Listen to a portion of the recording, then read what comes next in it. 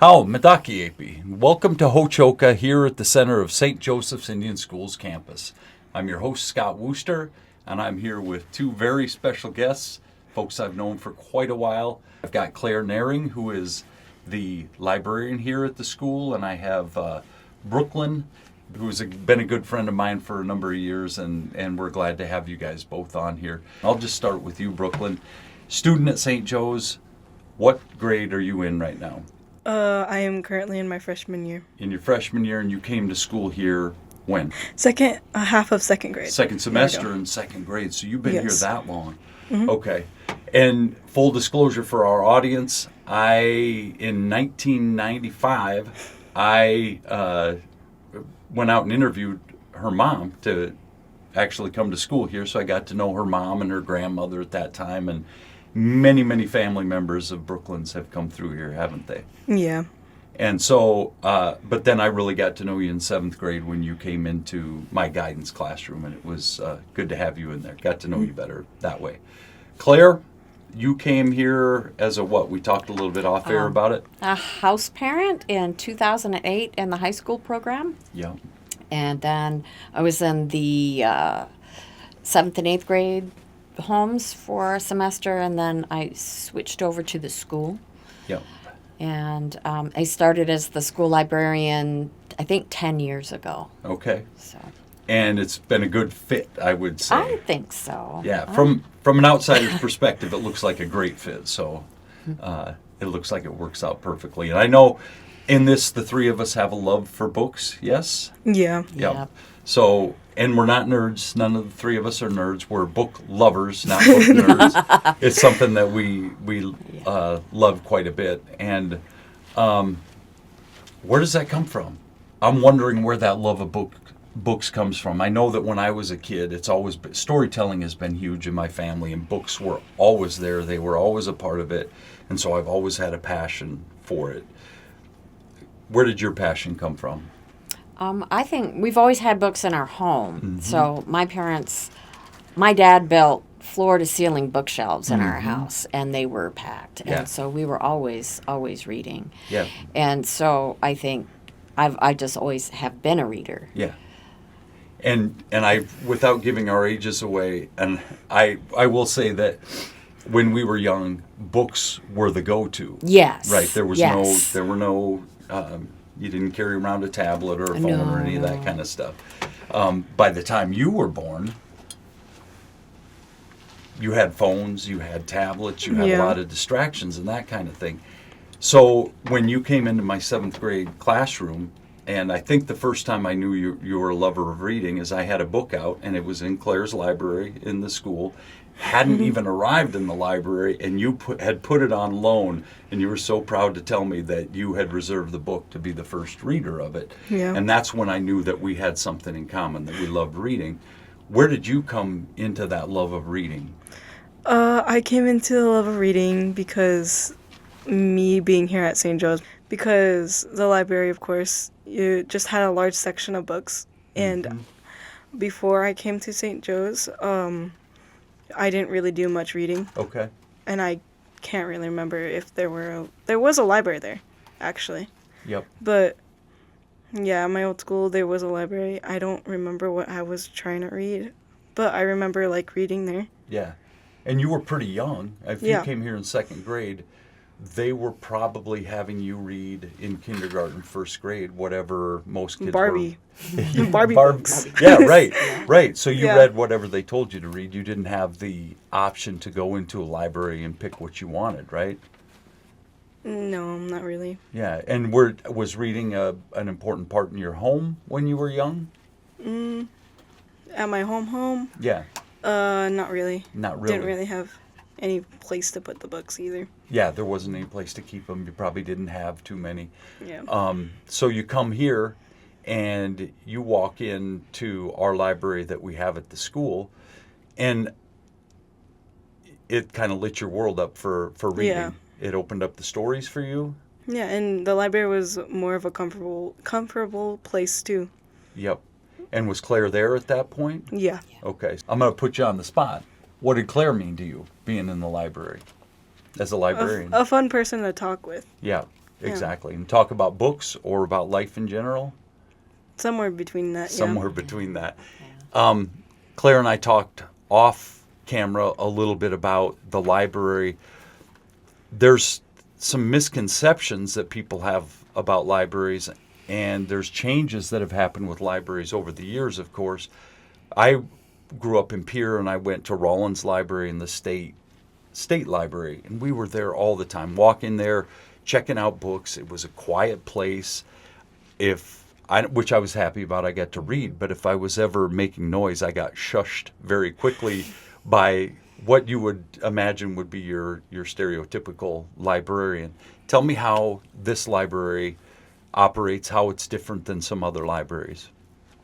I think all libraries are different than that now, because it's a busy place. I think we're pretty busy when we're in there.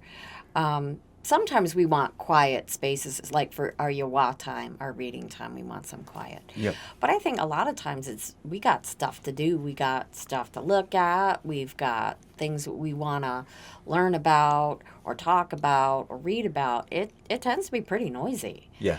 And I don't think that that's in a bad way noisy. Right. We're doing stuff. It's more interactive. Yeah, I think so. Yeah. Yeah, and you had even said that there's some outdoor activities that you do? Yeah. So a couple years ago, we were doing, the fourth graders were learning about water protectors. And we were talking about things kids can do to make, the world better. And so we were looking up in this book some ideas of things kids can do. And it said, you should unplug an hour, every week. And the kids are like, yeah, let's unplug. So we would go outside. We had every so often, currently it's weekly. Yeah. But at first it was like every so often we would have a lesson or a thing we would do outdoors. And I know you did, I was thinking one of the things we did was we planted seeds for the butterfly garden. Yeah. Yeah, I remember doing that. And I know on Earth Day, we did a scavenger hunt. We looked for stuff. Find a seed, find a moss, find a horse, things like that. I don't know. What else do you remember ever doing outside? What I remember doing outside during your class? Or either in general. Or in general, yeah. Mostly roll around in the grass. Yeah. That's usually all I remember in my fourth through fifth grade year is what I usually remember doing. And I know we had a couple of times we went out and picked up trash for Earth Day. Tried to see who could pick up the most trash. Yeah. And Claire, I want to ask you specifically about Read Across America. Okay, so Read Across America is coming up in a week or two, and that is a bunch of activities that schools across America will be doing to celebrate Dr. Seuss's birthday to some extent. But today we are actually doing Read for the Record, which is we're trying to help set the world record for the most people reading the same book on the same day. Yeah. One Same book. day, And you book. have the book with you. Yeah. Can you show our audience that and maybe tell them what it is for those who aren't on the screens? Okay, so this book is called See Marcus Grow. Okay. It is by Marcus Bridgewater, and it's really sweet. So it's this little kid and his grandma in the garden. Yeah. It's pretty awesome. And so I would go to class and read this book to as many kids as possible. Then I'll report back to the agency, which is Jumpstart. Yeah. And they will tabulate, and we're going to try to beat the record, which is 2.4 million people. That's a lot. That's a lot of people. Yeah. And we've been doing it for a couple of years. Last year, I think it was With Lots of Love. That was a story about a grandmother. Last year was about a girl who had stage fright and was afraid to sing. And so then we could talk about, ooh, what things would you do in your life if you weren't so afraid? That was kind of fun, actually. I like that one. Nice. So a lot of that stuff leads to discussions in the Yeah. classroom and that sort of thing. Yeah. And back to the Read Across America, you mentioned Dr. Seuss, right? Mm-hmm. So one of my highlights is coming through the school and seeing kids, adults lining the hallways, right? Yes. And some Yes. dressed up in, You know, sometimes it's pajama day yeah, or Dr. Seuss day, and then big kids read to the little Yeah. kids. Yep. So it's like 8 with first grade and 7th with second grade. Yep. We all sit in the hall with our cat in the hat and our green eggs and ham Mm-hmm. and our pajamas. It's usually pajama day, Yep. and we read to each other for during our the last period of the day. yeah. Did you love that when you went to school here? Yeah. Big Dr. Seuss fan? I like sticking to my series mostly. Cat in the Hat. It can't get more cat than that. I just made a Oh. rhyme, yeah. Pretty special. Yeah, that's pretty good. I'm going to put you on the spot a little bit about what, do you have a favorite book or a favorite genre of books that you like to read? Well, I have a favorite book series. Okay. My favorite book series is Warrior Cats by Aaron Hunter. Okay. And what do you, I haven't heard of it. Say the name of it again. Oh, Warrior Cats. Warrior Cats. Yeah. So tell me, you're familiar with it, of course. Did you pick that up in our library here at the school? Yeah. Okay, and what is it about that Warrior Cats that jumped out at you? Oh, it had cats for one. You're a cat fan. I really like cats. Okay. And I don't know what else, but it was like chapter books. I like chapter books. Yep. I like reading chapter books. Okay. Chapter books are really nice. Yeah. Okay. And you're one thing I promised myself that I'd ask you is you're in high school now. Mm-hmm. There's a library up at the school, up at the high school, and for our audience who might not be familiar, the high school kids at St. Joe's, the high school kids go to the public school on top of the hill, so she no longer has the same access to this library. But I know they have a big library up at the school. What has that been like for you? Well, I haven't gotten the chance to actually look in the library. Yep. Because of my schoolwork and having it have to be done in like class or sometimes. Yep.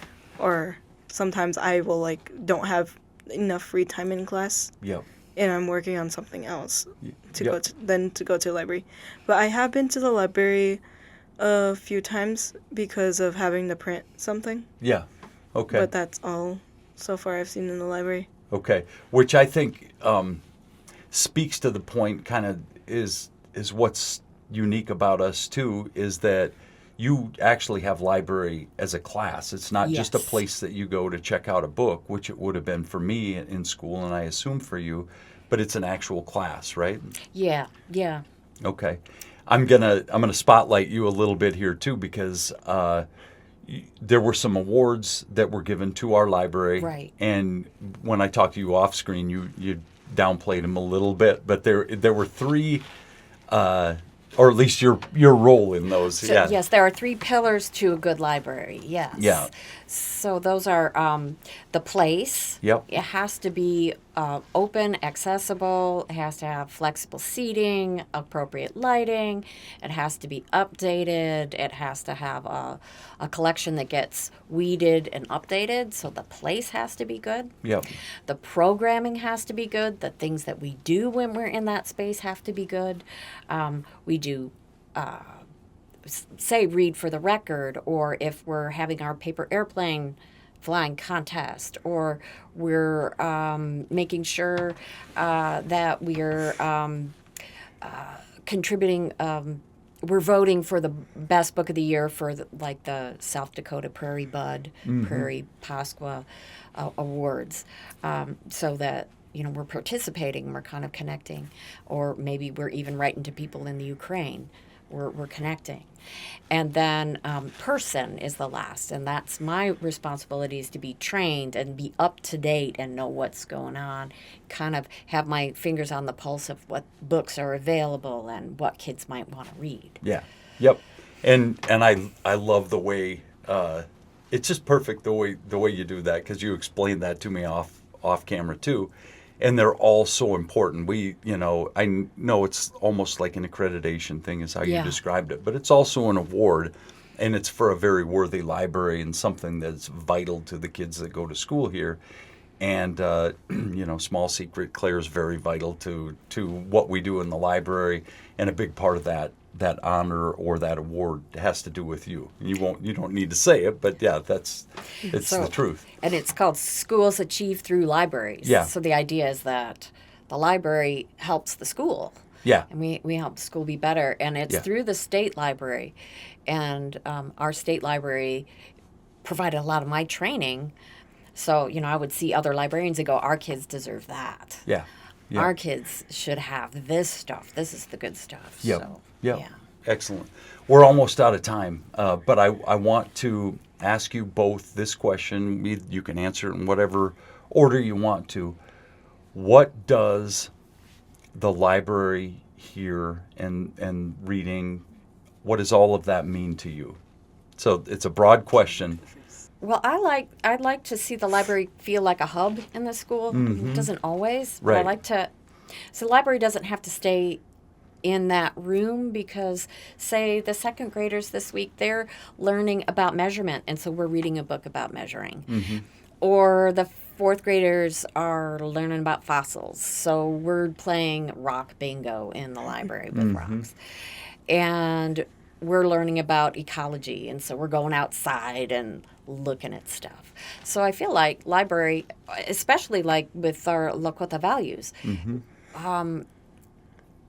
I've got books that represent those values, and so that it doesn't have to be like my little room here is separate from anybody else's. Right.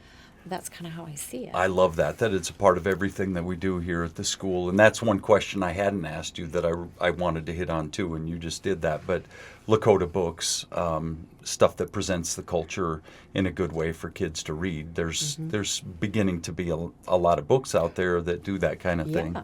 And when I started, there was 2 authors, Joe Marshall and Paul Goebel. Yeah. And now I have, I think, 400 Yeah. native written books Yeah. for kids to choose from. Yep. And every student that walks in there is tribally affiliated, Right. a member from around the state. And so those books and seeing your own culture on the pages of those books is so important. Yeah, I think so. Pivot. What's it mean to you, bud? Library. This library here means to, what it means to me is that it's like a place where I could go to like read my favorite books, of course, Mm-hmm. and like hang out with Claire Yeah. and just be there in general. Like sometimes I would stay after school and help Claire, Yeah. Yeah. help Claire like with the putting like plastic on the covers of the books. Yeah. And like sometimes after tea parties I would like drink some tea, Yes. leftover tea. What's a tea party? Claire would host tea parties, and it'd usually be after like something big or something, and I really like the tea there. Like, what she mentioned, the Ukraine project, I was, that was like, I think our 8th grade. Yeah. Our 8th grade big project thingy. She bought some Ukraine tea, I think. Oh, Yeah. okay. Ukrainian tea? Yeah. And that was like such a nice experience for me because I could try new teas. Yep. And I really like tea. Yeah. Yes.